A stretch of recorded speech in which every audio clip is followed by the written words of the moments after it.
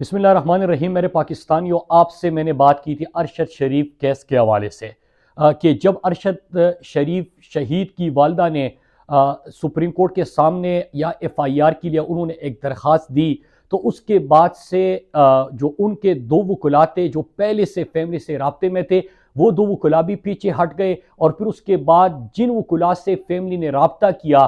پہلے حامی بری اور پھر اس کے اگلے دن وہ وکلاء بھی پیچھے ہٹ گئے۔ یہ سوال اپنی جگہ پہ آج بھی قائم ہے کہ کون کیا وجوہات ہے جس کی بنیاد پہ یہ ارشد شریف شہید کی فیملی سے یہ وکلاء پیچھے ہٹ گئے؟ آیا کسی کا دباؤ تھا؟ آیا کسی نے پریشرائز کیا، یا انہوں نے خود پہلے کیس دینے کی حامی بری اور پھر کیوں پیچھے ہٹے؟ یہ سوالات تو اپنی جگہ پہ موجود ہے، لیکن میں نے آپ سے 10-15 دن پہلے بات کی اور میں نے آپ کو کہا کہ آج کے دن جب میں آپ سے بات کر رہا تھا کہ ارشد شریف شہید کا کوئی وکیل نہیں ہے، اس ارشد شریف شہید کی ہم بات کر رہے ہیں جو ہمیشہ سے آئین اور قانون کے لیے آواز اٹھاتے تھے۔ جب بھی وکلاء برادری کی بات آتی تھی، جب بھی قانون کی حکمرانی کی بات آتی تھی، جب بھی آئین کی بالادستی کی بات آتی تھی، تو اس کے بعد ارشد شریف نہ صرف اپنے پروگراموں میں اس کو اہمیت دیتے تھے بلکہ اس کے ساتھ ساتھ اگر کہیں پہ پریس کلب جانا ہو، کہیں پہ احتجاج کرنا ہو، کہیں پہ ان کے لیے آواز اٹھانا ہو، کہیں پہ سیمینارز کرنے ہو، کہیں پہ تقریر کرنی ہو، کہیں پہ ان کے خود ترجمانی کرنی ہو، وکیل بننا ہو، تو ارشد نے ہمیشہ ویسے کیا۔ لیکن شہید ارشد شریف کی والدہ نے جب ایف آئی آر کے لیے درخواست دی تو اس کے بعد سے ان کی فیملی کا وکیل نہیں، اور جب میں آپ سے بات کر رہا ہوں تو بالکل ویسی ہی صورتحال ہے ابھی تک۔ پھر اس میں دو سوالات اور جنم لیتے جو کہ بڑے امپورٹنٹ ہیں، اور آج آیا تحقیقات کیسے بڑھ رہی ہے؟ سپریم کورٹ کے آنریبل ججز نے کہا تھا کہ خود ہم اس کی نگرانی کر رہے ہیں، جے آئی ٹی کو انہوں نے کہا تھا کہ وہ رپورٹ جمع کر دے، اور پھر جے آئی ٹی کو جہاں جہاں پہ رکاوٹ ہوگی، کوئی مشکلات ہوگی، تو سپریم کورٹ کے آنریبل ججز صاحبان نے کہا کہ ہم اس کو خود دیکھیں گے اور ان کے لیے آسانیاں پیدا کریں گے، پرسو کریں گے۔ یہ سب جوڈس ہے، اس پہ میں بات نہیں کرتا، وہ جیسی تحقیقات آگے بڑھے گی پورا پاکستان اس کو دیکھے گا۔ لیکن دو چیزیں اسی سے ریلیٹڈ ہے جس کے حوالے سے پہلے آپ نے دیکھا کہ سوالات تو اٹھے۔ ابو ذر سلمان نیازی جو کہ ارشد کے دوست بھی اور اچھے وکیل بھی ہے، انہوں نے ایک بیان دیا تھا جس میں انہوں نے کہا تھا کہ فیکٹ فائنڈنگ کمیٹی کی رپورٹ جس میں میمن گوٹ تھانے کے ایس ایچ او کا بیان کہ کس کے کہنے پہ انہوں نے ایف آئی آر درج کیا تھا، اور آپ کو یاد ہوگا کہ یہ میرا سوال تھا فیکٹ فائنڈنگ کمیٹی سے کہ آپ کمپلیننٹس کو ڈھونڈیں کہ کس کے کہنے پہ ارشد کے اوپر ایف آئی آرز ہوئے۔ بہت سارے سوالوں سے میں سے ایک سوال یہ بھی تھا۔ تو پھر اس کے بعد ابو ذر سلمان نیازی سے میں نے یہ سنا تھا کہ جو فیکٹ فائنڈنگ کمیٹی میں کے ممبر تھے ان کو اپنے عہدے سے ہٹا دیا گیا اور او ایس ڈی بنا دیا گیا۔ اس میں کتنی حقیقت ہے یہ وہ بہتر جانتے ہوں گے، لیکن اس کے ساتھ ساتھ دو اور سوالات ہیں جو بڑے امپورٹنٹ ہیں۔ نمبر ایک کہ ایک حکومتی یا سرکاری عہدیدار جنہوں نے جب ہم کمپین چلا رہے تھے پورا پاکستان سوال اٹھا رہا تھا، ارشد شریف شہید کی والدہ نے سپریم کورٹ کے آنریبل چیف جسٹس صاحب سے مطالبہ کیا کہ وہ جوڈیشل کمیشن بنائے تاکہ ارشد کی تحقیقات کو شفاف انداز میں آگے بڑھایا جا سکے۔ تو اس وقت ایک حکومت یا سرکاری عہدیدار نے مختلف لوگوں سے رابطہ کرتے ہوئے کہا کہ ہم تو یہ جوڈیشل کمیشن تو بن جائے گا، لیکن اگر اس کے بعد کوئی ذاتی چیزیں نکل آئی، مطلب انہوں نے ارشد کی کریکٹر اسیسینیشن کے حوالے سے بات کی۔ ایک انہوں نے یہ کمپین جس کے اوپر ارشد کے دوستوں نے، ارشد کے گھر والوں نے آواز اٹھائی کہ یہ اس قسم کی غلیظ چیز شروع کرنا چاہتے، اور پھر آپ کو یاد ہوگا کہ 2 ٹی وی پروگراموں میں انٹیریئر منسٹر جو کہ خود جس کے اوپر قتل کے الزامات ہیں وہ بیٹھ کے اس نے بھی اسی قسم کی بات کی۔ پھر دوسرا ایک اور اسی حکومتی عہدیدار نے یا سرکاری عہدیدار نے ایک اور بھی بات کی کہ مختلف لوگوں سے ملاقاتیں کر کے اور ارشد کی فیملی سے بھی ملاقاتیں کر کے ارشد شریف شہید جو کہ ایک بریلینٹ، ایک پاکستان کے باقی صحافیوں سے آگے سوچنے والا، وہ ایک لیڈر تھا، انویسٹیگیٹو جرنلسٹ، اس خطے کا سب سے بڑا نام تھا، ان کے حوالے سے ایک اور چیز انہوں نے پروپیگنڈا شروع کیا اور وہ سوال اٹھانے لگے ارشد کی ذہنی حالت کے حوالے سے۔ وہ ارشد کے دفتر کو دیکھتے ہوئے، ارشد کے باقی دوستوں سے بات کرتے ہوئے انہوں نے اس کے اوپر بھی بات کی، جو کہ انتہائی خطرناک ہے۔ اور یہ کون کر رہا ہے؟ یہ ایک سرکاری افسر یا سرکاری یا حکومتی عہدیدار، وہ یہ چیزیں کر رہے ہیں۔ اور یہ اس قسم کے بجائے اس کی کہ تحقیقات بہتر انداز میں ہو، بجائے اس کے، آپ کو یاد ہوگا کہ فیکٹ فائنڈنگ کمیٹی سے ہم نے 10-12 سوال پوچھے تھے کہ ایف آئی آر کس کے کہنے پہ درج ہوئے، کمپلیننٹس کون تھے، کس نے پاکستان سے نکلنے پہ مجبور کر دیا، دبئی میں کس نے مجبور کر دیا، دھمکیاں کس نے دی، کس نے دبئی سے نکالا، کس کے کہنے پہ نکالا گیا، کس کی طرف سے ان کو قتل کی دھمکیاں دی جا رہی تھی، کون ارشد شریف شہید کو قتل کرانے کے لیے کوششیں کر رہا تھا۔ یہ ان چیزوں پہ فوکس کرے، اس کی بجائے دو چیزوں کے اوپر فوکس اس سرکاری عہدیدار کا ہے، ایک یہ کہ ارشد شریف کی کردار کشی، اور دوسرا ارشد شریف کی ذہنی حالت کے حوالے سے سوال اٹھانا، جو کہ انتہائی شرمناک ہے، اور ان کو شرم آنی چاہیے، اپنے کام کے اوپر توجہ دینا چاہیے۔ پھر دوسری چیز ایک اہم ترین، اور اس کو ختم کرتے ہوئے میں اتنا کہہ دوں کہ مختلف وکلاء جو ہمارے ہیں، کچھ وکلاء نے، جونیئر وکلاء ہے جو کہ سپریم کورٹ میں کیس نہیں بھی لڑ سکتے، جس طرح ابو ذر سلمان نیازی ہے، وہ خود اس کیس کو لڑنا بھی چاہ رہے ہیں، ان کی کوشش بھی ہے، تعاون بھی کرنا چاہتے ہیں، وہ کر نہیں سکتے کیونکہ سپریم کورٹ کا ان کے پاس لائسنس نہیں ہے۔ اسی طرح بہت سارے وکلاء نے رابطے بھی کرنا شروع کر دیے ہیں، لیکن میں اتنا کہہ دوں کہ وہ ارشد شریف کی فیملی سے رابطہ کر لیں، جو بار ایسوسی ایشن ہے، میں ان سے بھی ہمدردانہ اپیل کرتا ہوں، کیونکہ یہ پاکستان کے سب سے بڑے انویسٹیگیٹو جرنلسٹ اور آپ سب کے لیے آئین اور قانون کی حکمرانی کے لیے آواز اٹھانے والے شہید ارشد شریف کی بات ہو رہی ہے، تو آپ سب اس کیس میں خود پیش بھی ہو، جب بھی سپریم کورٹ میں ہیئرنگ ہو، جب بھی ان کی فیملی کو ضرورت ہو، تو میں آپ سے بحیثیت ایک پاکستانی اپیل کرتا ہوں کہ آپ بھی ان کے لیے کھڑے ہو جائے، جو ہم سب کے لیے کھڑے تھے، جو پاکستانیوں کی آواز تھے۔ اور اس کے ساتھ ایک اور بھی عمران یاس خان کے جو وکیل تھے میاں علی اشفاق، ان کا بھی ذکر ہو رہا ہے کہ وہ تو کیس لڑ بھی رہے ہیں، وہ ہمیشہ سے، کل آپ نے دیکھا کہ ایف آئی آر کی حراست میں جو ایک ہمارے صحافی تھے،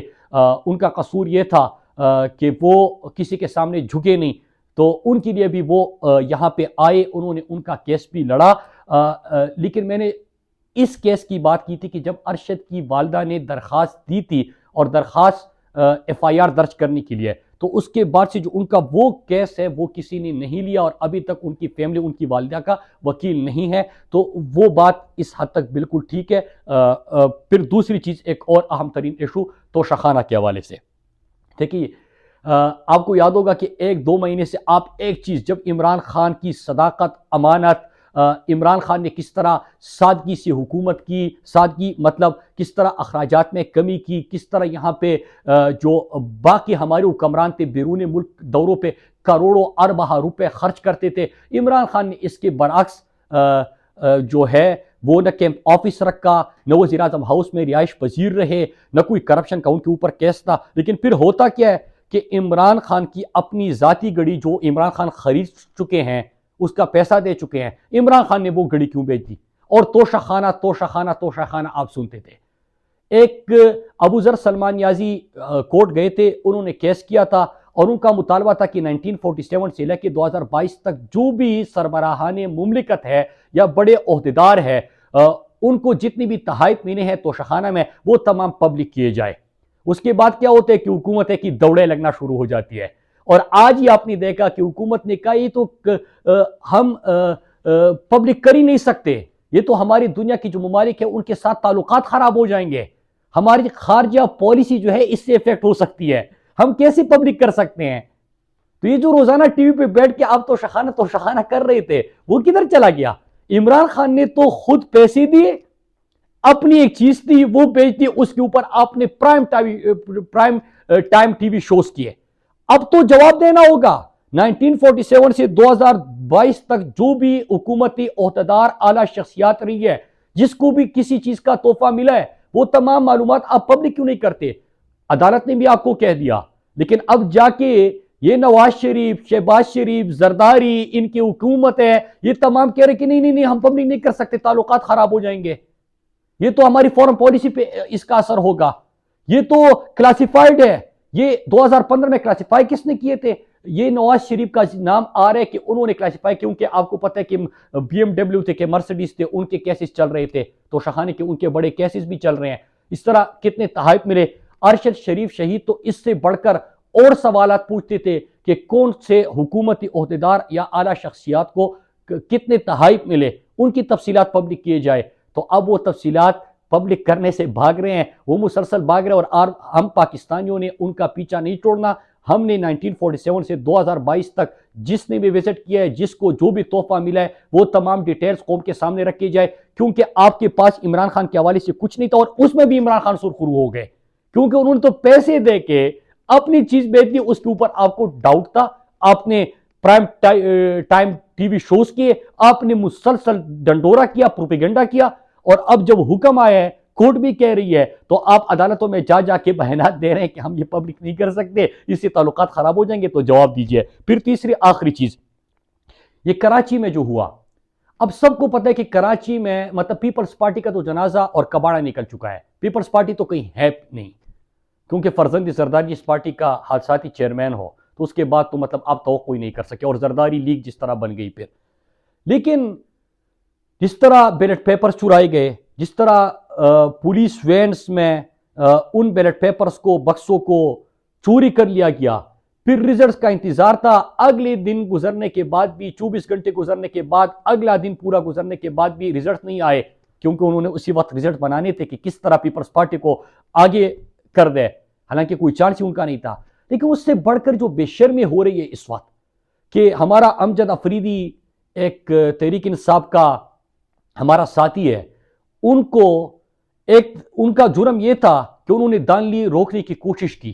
انہوں نے دانلی کو آئیڈینٹیفائی کیا، انہوں نے اس کے خلاف آواز اٹھائی. جب آپ مہرے لگا رہے تھے، جب آپ بدماشیاں کر رہے تھے، تو اس کے بھائی کو جس انداز سے زخمی کیا، ایک بھائی کے سر پہ چوٹ لگی، ایک بھائی کی آنکھ ضائع ہونے کا خدشہ ہے، ہارٹ ٹوٹ چکا ہے. خود امجد افریدی کے ساتھ جو کیا، پھر علی زیری جب گئے، ان کے اوپر جس طرح لاٹھی چارج جو کارکنان تھے، پتھراؤ کیا گیا، شیلنگ کی گئی، پھر جس طرح تحریک انصاف کے کارکنان کے اوپر تشدد کیا گیا، یہ تمام مناظر آپ دیکھ رہے ہیں. لیکن اس سے اوپر کیا ہو رہا ہے کہ دانلی بھی یہ کرے، ٹپی یہ مارے، پولیس وینز میں اور ریاستی مشینری کو استعمال کرتے ہوئے تشدد بھی یہ کرے، ان کو بیلٹ پیپرز چرائے بھی یہ، لاٹھی چارج بھی یہ کرے، شیلنگ بھی یہ کرے، پتھراؤ بھی یہ کرے، ڈنڈے بھی یہ مارے، پھر FIRs بھی یہ درج کرے، پھر ان کو جیلوں میں بھی یہ بند کر دے. کتنے بے شرم ہے، کتنے بے حس ہے. یہ کوئی جنگل کا قانون ہے؟ یہ کوئی لاقانونیت یہاں پہ بنی ہوئی ہے؟ کوئی آئین اور قانون یہاں پہ ہے یا معطل ہو چکا ہے؟ لیکن کسی کو نظر نہیں آ رہا. نہ کوئی اس کے اوپر تبصرے ہو رہے ہیں، نہ کوئی prime time TV shows ہو رہے ہیں، نہ 10 بجے اور 8 بجے کی بلیٹن میں بڑھ چڑھ کر اس کو پیش کیا جا رہا ہے، بلکہ سچ نہیں دکھایا جا رہا. وہاں پہ ہمارے تحریک انصاف کے کارکنان کو، کراچی کے شہریوں کو، حیدرآباد کے شہریوں کو، ہم ان سب کو خراج تحسین پیش کرتے ہیں، سلام پیش کرتے ہیں کہ اس مافیا کا، زرداری مافیا کا، اس ڈاکو راج کا، ان چوروں، لٹیروں اور قاتلوں کا آپ ڈٹ کے مقابلہ کر رہے ہو. ہم سب پاکستانی آپ کے ساتھ ہیں، اور میں پوری پاکستان کو کہتا ہوں کہ سندھ کے لیے یہ ہمارے بھائی ہے، یہ بھی پاکستانی ہیں، ان کا بھی حق بنتا ہے آئین اور قانون کے مطابق کہ یہ اپنی مرضی سے فیصلے کر سکے، آزاد فیصلے کر سکے، یہ کڑے ہو سکے، یہ بات کر سکے، ان کے ووٹ کی بھی اہمیت ہو، ان کے ووٹ کی رکھوالی کر کے تحفظ کیا جائے اور ان کے لیے آواز اٹھائی جائے. ہم سب آپ کے ساتھ ہیں، انشاءاللہ وہ دن دور نہیں کہ ہم اس ڈاکو راج سے، زرداری مافیا سے نجات حاصل کریں گے. اللہ آپ سب کو اپنی حفظ و امان میں رکھے. پاکستان زندہ باد.